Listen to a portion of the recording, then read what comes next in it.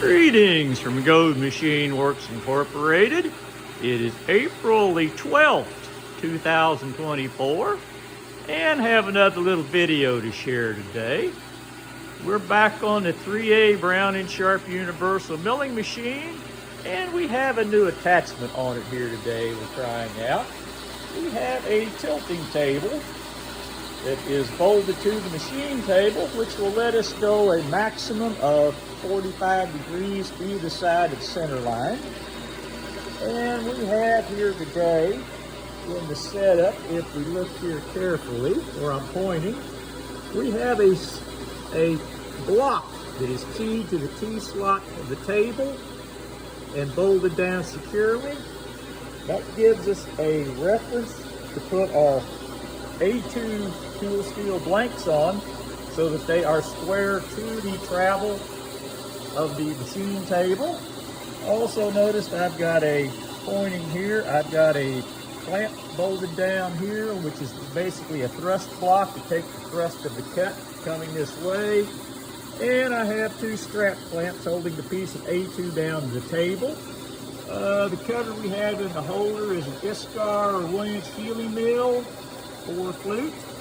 And without further ado, we're going to show this new fixture on the table and how she works. So as normal, we're going to reach up here and engage the clutch. See, the machine spindle is running. Come down here and engage the longitudinal table feed. And we're going to watch the chips fly.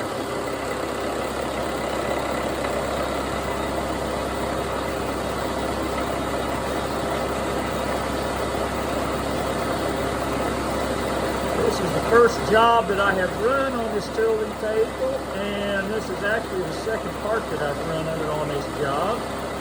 And I must say, so far, after correcting the machining errors that came with the table from MSC, which was no excuse in, but once I corrected those errors on the T-slots and remachined them, I actually think it's a pretty decent little table. Well, anyhow, you can kind of see we're getting a fairly decent finish here. And we're just going to let her sit and chew and go on down the part. Now back out here a little bit so you can see the whole part.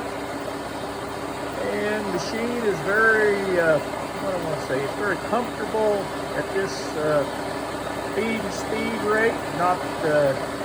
Not trying to set any land speed records, but we got chips coming off, straw color going into light blue, so milling A2 dry, that looks about right. And like I said, just letting the Heli mill do its thing.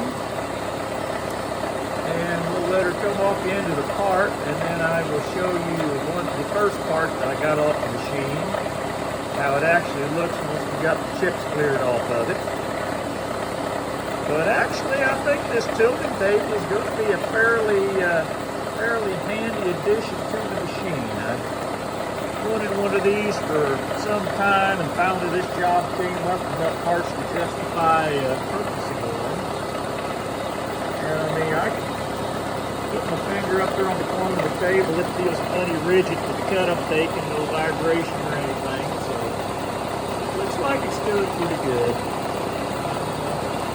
Fairly happy with it. There again, I'm pretty easy guy. As long as it works, I don't care.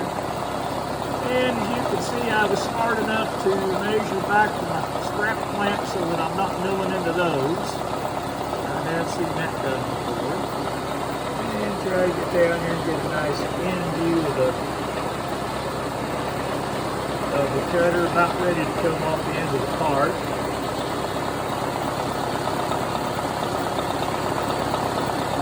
We're almost down to the end of this part, getting ready to come off the corner here. We'll let the cutter feed all the way off the part, and then we'll stop the machine.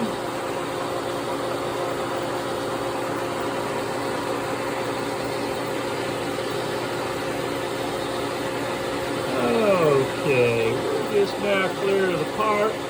So we'll stop the longitudinal feed, we'll stop the clutch, kind of try to get back in here. You can see the part on the fixture. Cleaned up nice. And if I come over here, I've got the first part we ran.